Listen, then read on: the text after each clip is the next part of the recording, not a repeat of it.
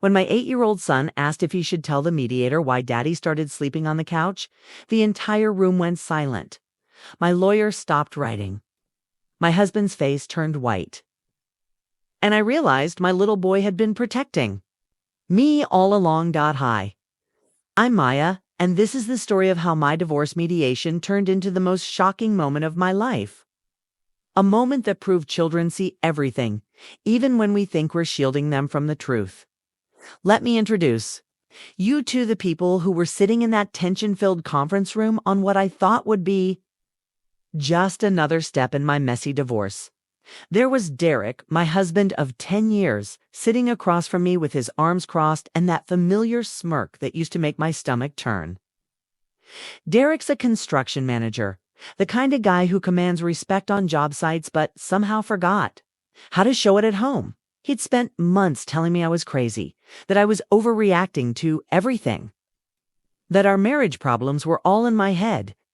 Next to him sat his older brother Ryan, a real estate agent who thought he knew everything about everything. Ryan had invited himself to our mediation for what he called moral support, but what I knew was really just another opportunity to make me feel small. He's the one who laughed when I first mentioned divorce, telling Derek I'd be better off raising a dog than trying to be a single mom. Ryan had always treated me like I wasn't good enough for his little brother. And now he was getting a front row seat to watch what he thought would be my downfall. Then there was Linda Morrison, our mediator. I'd chosen her specifically because she had a reputation for being fair but firm. Linda was in her 50s with kind eyes behind wire-rimmed glasses. And she'd been doing family mediation for over 15 years. She'd seen it all, or so I thought. Linda had this way of making everyone feel heard while keeping the process moving forward. She was supposed to be our neutral ground, the person who would help us figure out custody and finances without destroying each other completely. And then there was Ethan, my 8-year-old son. He wasn't supposed to be in that room at all. Ethan was supposed to be in the waiting area, coloring in his Spider-Man coloring book, and maybe playing games on my phone.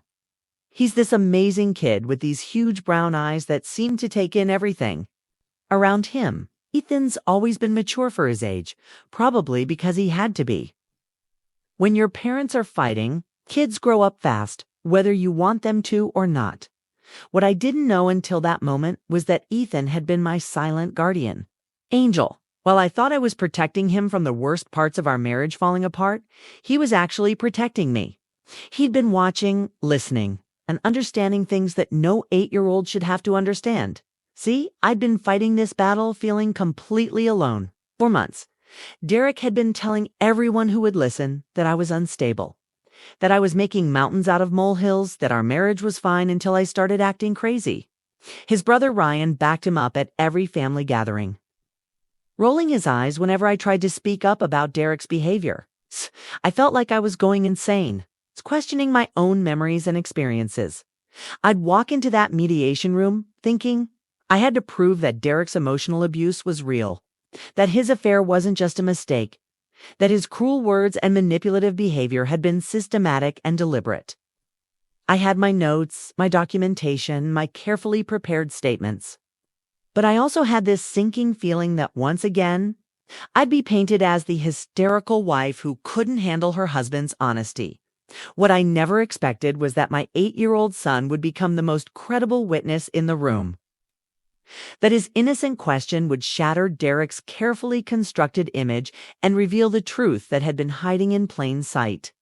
That moment when Ethan stood in that doorway and asked if he should tell them why Daddy started sleeping on the couch changed everything. This is the story of how sometimes the people we think we're protecting are actually the ones protecting us. And how the truth, when it comes from a child's honest heart, is the most powerful weapon of all. Looking back now, I realize I was living in a carefully constructed illusion. For the first 8 years of our marriage, I genuinely believed Derek and I had something special. We lived in this beautiful 2-story house in a quiet Phoenix suburb. The kind of neighborhood where kids ride their bikes until the streetlights come on and everyone knows each other's names. Our house had this perfect front yard with desert, landscaping that Derek was so proud of. And neighbors would always compliment us on how well maintained everything looked. I was the one who made our life run smoothly. I handled all the household logistics, managed Ethan's school schedule and soccer practices, coordinated our social calendar, and somehow juggled my full-time job as a marketing coordinator on top of it all. Derek provided financially as a construction manager, and he was good at his job. He'd come home with stories about difficult clients or challenging projects. And I'd listen while making dinner, feeling like we were a team. We were the couple everyone thought had it all figured out. Every 4th of July, we'd host this massive barbecue in our backyard. Derek would man the grill, telling jokes and holding court with the neighbors while made sure everyone had drinks and that the kids were entertained. We never missed one. Of Ethan's soccer games, Derek would stand on the sidelines cheering louder than any other parent. And I'd sit in my folding chair keeping score in my little notebook. But somewhere around year 9, things started shifting in ways I couldn't quite name at first. Derek began coming home later and later, always with explanations that sounded reasonable. The Henderson project is behind schedule, he'd say, or had to grab drinks with a client to smooth things over. I'd keep his dinner warm, waiting up even though I had to be at work early the next morning. Our conversations became purely functional. Did you pick up Ethan from practice? The mortgage payment is due Thursday. Your mom called about Sunday dinner. We stopped talking about our days, our dreams, even our weekend plans. I started feeling like his personal assistant rather than his wife. When I tried to bring up how disconnected I felt, Derek would brush me off with, "Maya, you're overthinking everything. We're fine." The criticism started so gradually I almost didn't notice it. Derek would make little comments about the way I loaded the dishwasher or how I was too soft with Ethan's discipline. "You're turning him into a mama's boy," he'd say, when I'd comfort Ethan after a nightmare. "Kids need to toughen up." When I'd suggest family activities, he'd roll his eyes and say, "Do we really need to do every little thing together?" I started second-guessing myself constantly. Maybe I was being too sensitive. Maybe I was expecting too much from our marriage. Maybe this was just what happened when couples got comfortable with each other. I'd watch other families at Ethan's games and wonder if they were truly happy or just putting on a show like I was. Starting to realize we were. The loneliness was the worst part. I'd sit in our beautiful living room after Ethan went to bed, scrolling through my phone while Derek watched TV in complete silence. We'd become strangers living in the same house, going through the motions of being a family. I started making excuses to my friends about why we couldn't go out together as couples. Derek's working late again became my standard response to dinner invitations. I threw myself into being the perfect mom to compensate for the emptiness in my marriage. I volunteered for every school event, signed Ethan up for extra activities, and made sure his life was full of love and stability, even if mine felt like it was crumbling. I told myself I was staying for Ethan's sake. The children needed 2 parents. That maybe Derek and I could work through this rough patch. What I didn't realize was that I wasn't protecting Ethan from anything. He was watching everything, absorbing the tension in our house and learning lessons about relationships that I never intended to teach him. While I thought I was maintaining the facade of a happy family, my 8-year-old son was becoming far more aware of the truth than I was ready to admit. The night everything changed started like any other Tuesday. Derek had texted that he'd be late again, something about meeting with a supplier. I'd gotten Ethan fed, helped him with his math homework, and was cleaning up the kitchen when I heard Derek's phone buzzing on the counter. He'd forgotten it when he rushed out that morning, which was unusual because Derek was practically attached to that thing. The notification that lit up his screen made my blood run cold. It was a text from someone named Jessica. "Can't wait to see you tonight. Same place as always," followed by a heart emoji. My hands started shaking as I stared at that message. I knew I shouldn't look, but I couldn't stop myself. I opened his. phone and found months of messages between Derek and Jessica Martinez, a woman who worked at the architectural firm his company partnered with. The texts weren't just about work. They were intimate, detailed, and cruel. Derek had been sharing private things about our marriage, mocking me to this woman. In one message, he called me clingy and pathetic. In another, he joked about how I actually thought we were happy. The worst part was reading Jessica's responses, laughing at Derek's descriptions of our life together, calling me the poor little wife who doesn't have a clue. When Derek walked through the door at almost midnight, I was sitting at our kitchen table with his phone in front of me. He took one look at my face and knew exactly what had happened. But instead of remorse or apology, Derek's reaction was pure anger. "You went through my phone," he shouted, his face turning red. "What gives you the right to invade my privacy like that?" I couldn't believe what I was hearing. "Derek, you're having an affair. You've been lying to me for months, and you're mad at me for finding out." "It's not what you think," he said, but his voice lacked any conviction. "Jessica and I are just friends. We work together. You're blowing this way out of proportion. Friends don't send heart emojis and talk about meeting at the same place as always." I shot back, my voice getting louder despite trying to keep it down so Ethan wouldn't hear. That's when Derek said the words that still echo in my mind. He looked at me with this cold, calculating expression and said, "You know what, Maya? You can keep the kid. I'll keep my peace." His voice was so casual, like he was discussing who would take out the trash. The next morning, Derek moved his things to the guest room, claiming he couldn't sleep next to someone who didn't trust him. But the couch in the living room became his new headquarters. Every night, he'd settle in there with his phone, talking in hushed tones to Jessica while I tried to maintain some normalcy for Ethan upstairs. When I finally worked up the courage to tell Derek I wanted a divorce, his reaction was swift and brutal. Within hours, his brother Ryan showed up at our house like some kind of backup reinforcement. Ryan had always made it clear he thought Derek could do better than me, and now he saw his chance to pile on. "Seriously, Derek," Ryan said, lounging in our living room like he owned the place. "She's threatening divorce over some text messages. Women these days have no sense of reality." When I tried to explain that this wasn't just about the affair, that Derek had been emotionally distant and cruel for months, Ryan actually laughed. "You're better off raising a dog than trying to figure out how to be a single mom," he said, smirking at Derek like they were sharing some inside joke. Derek's strategy became clear quickly. He started telling everyone who would listen that I was unstable and overreacting. He'd speak to our neighbors in this concerned, reasonable tone, saying things like, "I'm worried about Maya. She's been so emotional lately. I think the stress is getting to her." He'd paint himself as the patient, long-suffering husband dealing with his hysterical wife. The gaslighting was relentless. Derek would question my memory of conversations, tell me I was being dramatic.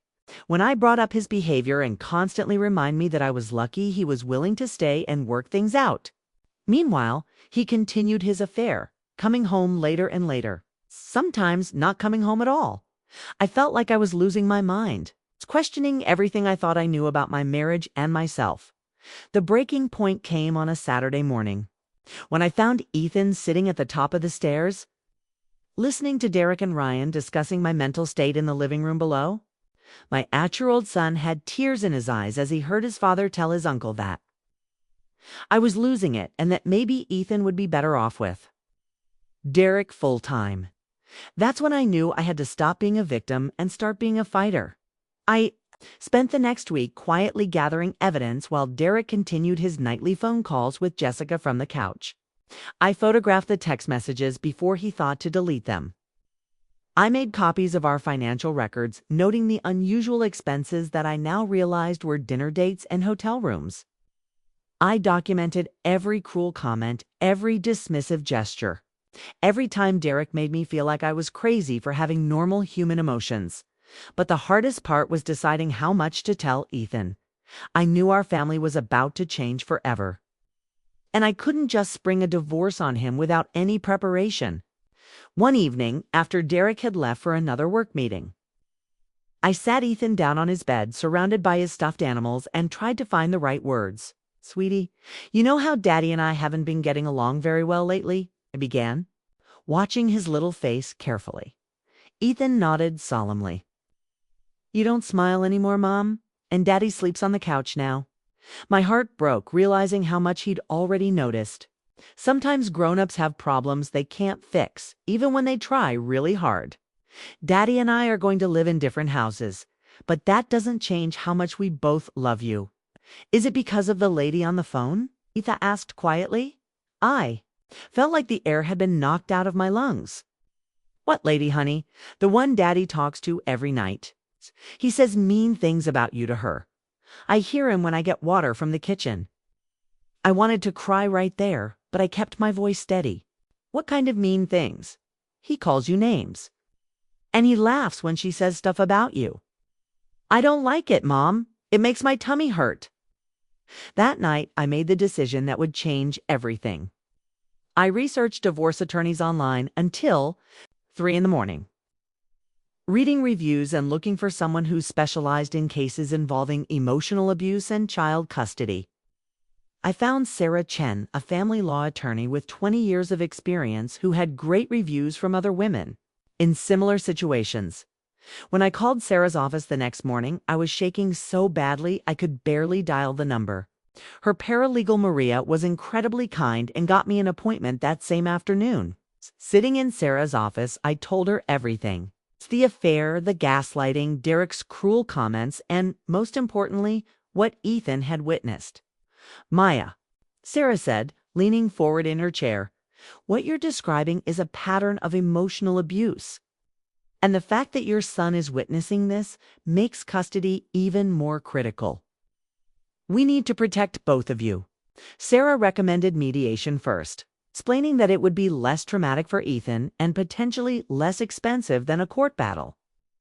She suggested Linda Morrison, a mediator known for her skill in high-conflict cases.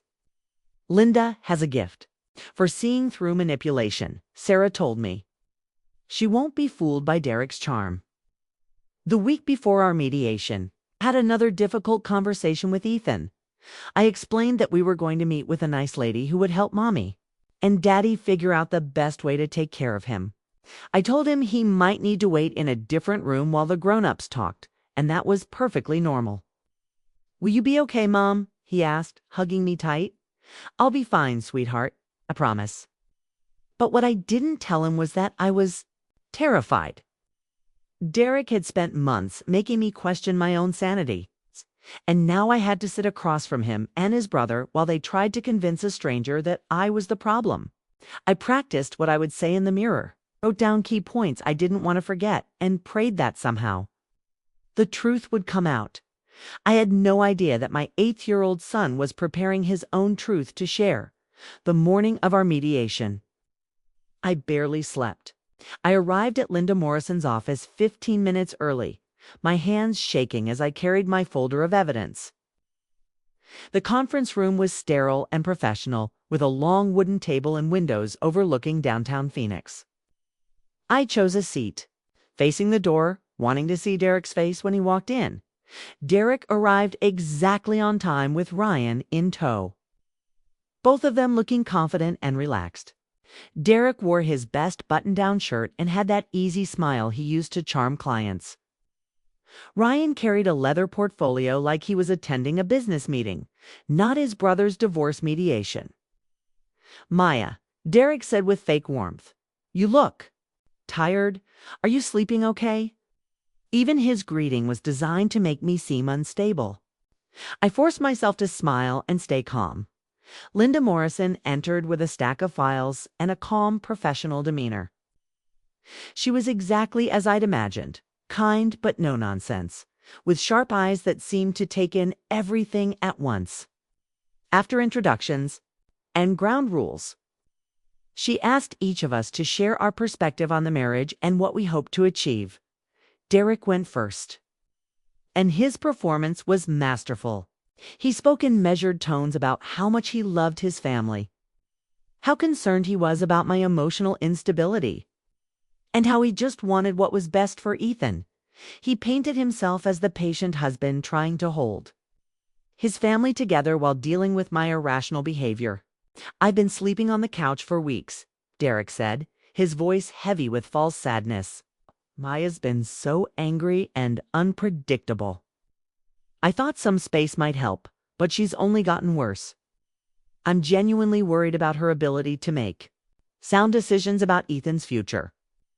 Ryan nodded supportively, occasionally murmuring agreement. When Linda asked him why he was there, Ryan said, "I've watched Derek try everything to save this marriage. Maya's been making wild accusations and threatening divorce over normal marital disagreements. Someone needs to advocate for my nephew's stability." Then it was my turn. I opened my folder and began presenting my evidence. The text messages, the financial records showing Derek's affair, the documentation of his emotional abuse. But I could see Derek's strategy working. Every time I showed proof of his behavior, he'd shake his head sadly, as if my obsession with these details proved his point about my mental state. Maya's been going through my phone, tracking my spending, making lists of every conversation we have, Derek said, his voice getting louder. "This is exactly what I'm talking about. She's too emotional to think clearly about what's best for Ethan." I felt that familiar feeling of being gaslit, of having my reality questioned. Linda was taking notes, but I couldn't read her expression. Ryan was smirking slightly, enjoying watching Derek dismantle my credibility. Then Derek made his fatal mistake. He stood up abruptly, his calm facade cracking. "This is ridiculous," he said, his voice rising. "I'm not going to sit here and let my wife's paranoid delusions dictate my son's future. Maya is clearly too emotional and unstable to make custody decisions." The room went silent after his outburst. Linda looked up from her notes with raised eyebrows. But before anyone could respond, we heard a small voice from the doorway. "Mom, should I tell them why he started sleeping on the couch?" Ethan was standing in the doorway, still holding his Spider-Man coloring book. He must have heard Derek's raised voice and come to check on me. His innocent question hung in the air like a bomb waiting to explode. Derek's face went completely white. "Ethan, buddy, go back to the waiting room. The grown-ups are talking." But Ethan didn't move. He looked directly at Linda and said every night he talks really loud on the phone to Jessica. He always says mean things about Mommy. He calls her stupid and says she doesn't understand anything. And Jessica laughs and says, "Mommy is pathetic." Linda's pen stopped moving. Ryan's smirk disappeared. Derek looked like he might be sick. And yesterday, Ethan continued, his voice getting stronger. He told Jessica that he was going to make everyone think Mommy was crazy so he could take me away from her. But I don't want to go away from Mommy. She's not crazy. It's just sad because Daddy is mean to her. The silence that followed was deafening. My 8-year-old son had just destroyed Derek's carefully constructed lies with nothing but the truth. The silence that followed Ethan's revelation lasted maybe 10 seconds, but it felt like an eternity. Derek's face had gone from white to red, his carefully constructed image crumbling right before our eyes. Ryan was staring at his hands, no longer the smug supporter he'd been moments before. And Linda Morrison, this woman who'd seen it all in 15 years of family mediation, was looking at my son with a mixture of sadness and respect. "Ethan," Linda said gently, "thank you for being honest with us. Would you like to go back to the waiting room now? There are some new coloring books out there." As Ethan left, Derek tried one last desperate attempt to regain control. "He's just a kid," he said, his voice shaking. "He doesn't understand what he's hearing." Maya's been coaching him to say these things, but it was too late. The truth had been spoken by the most credible witness in the room, a child who had no agenda other than protecting his mother. Linda's entire demeanor had shifted. She was no longer the neutral mediator trying to find middle ground. She was now focused on ensuring a child's safety and well-being. "Mr. Walsh," Linda said, her voice firm, "I think we need to take a break. When we return, we'll be discussing a very different custody arrangement than what was originally proposed." The mediation resumed an hour later, but Derek's position had completely collapsed. Faced with Ethan's testimony and the evidence I'd presented, Linda recommended primary custody to me with supervised visitation for Derek until he completed anger management counseling and addressed his infidelity issues. Ryan left without saying goodbye, probably realizing his moral support had backfired spectacularly. Derek's parting words to me were, "You turned my own son against me." Even in defeat, he couldn't take responsibility for his actions, 'cause he couldn't see that Ethan hadn't been turned against anyone. He'd simply been protecting the parent who'd been protecting him. The months that followed were a whirlwind of legal paperwork, therapy sessions, and rebuilding our lives. We moved to a smaller apartment in a different neighborhood, and for the first time in years, our home felt peaceful. There were no more eggshells to walk on, no more tension hanging in the air like a storm cloud. The biggest change was in Ethan himself. Within weeks of leaving that toxic environment, he was laughing more, sleeping better, and his grades at school improved dramatically. His teacher, Mrs. Rodriguez, even pulled me aside to say how much happier he seemed. "Whatever changes you've made at home," she said, "they're working. Ethan's like a different child." I realized that while I thought I'd been protecting Ethan from the worst of Derek's behavior, it'd actually been protecting me all along. It'd been my silent guardian, absorbing the truth of our situation and waiting for the right moment to speak up. That 8-year-old boy had more courage than I'd shown in years of marriage. Derek's supervised visits happened sporadically. He'd show up late, make excuses, and often cancel at the last minute. Eventually, his visits became less frequent and then stopped altogether. It was painful to watch Ethan realize that his father's love was conditional, but it was also liberating. We could finally move forward without constantly hoping Derek would change today. 3 years later, Ethan is 11 and thriving. He plays soccer on a team where I'm just another cheering parent, not someone walking on eggshells. We have movie nights where we laugh until our sides hurt. We cook dinner together and talk about everything and nothing. Our apartment is filled with the sound of his friends playing video games and the smell of and the smell of homemade cookies. The biggest lesson I learned is that children are far more perceptive than we give them credit for. They see everything, understand more than we think, and sometimes they're the ones protecting us when we think we're protecting them. Ethan taught me that the truth, spoken with pure honesty, is more powerful than any manipulation or gaslighting. Most importantly, I learned that leaving isn't just about self-respect. It's about showing our children what healthy relationships look like. It's about teaching them that they deserve to be heard, believed, and valued. Sometimes the bravest thing we can do is let our children speak their truth, even when it's uncomfortable. For the adults in the room, Ethan saved us both that day in the mediator's office. And I'll spend the rest of my life making sure he knows how proud I am of his courage. OUTRO, call to action. If this story resonated with you, you're not alone.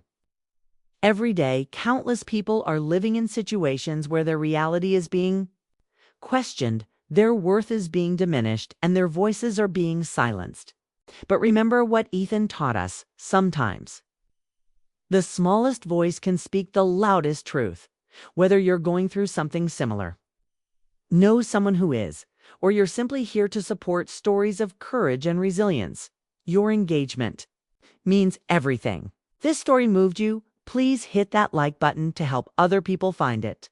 Your like could be the sign someone needs to know they're not crazy. They're not alone, and their truth matters. Share this video with someone who needs to hear this message. Sometimes we don't know who in our lives is fighting their own silent battle, and sharing a story like this could be the lifeline they need. And if you want to hear more real stories about courage, resilience, and the power of truth, make sure to subscribe to our channel and hit that notification bell. We're building a community where every voice matters. then every story has the power to change lives. Remember, you are worthy of love, respect, and the truth. And sometimes the people we think we're protecting are actually the ones protecting us. Thank you for listening to my story. I'll see you in the next one.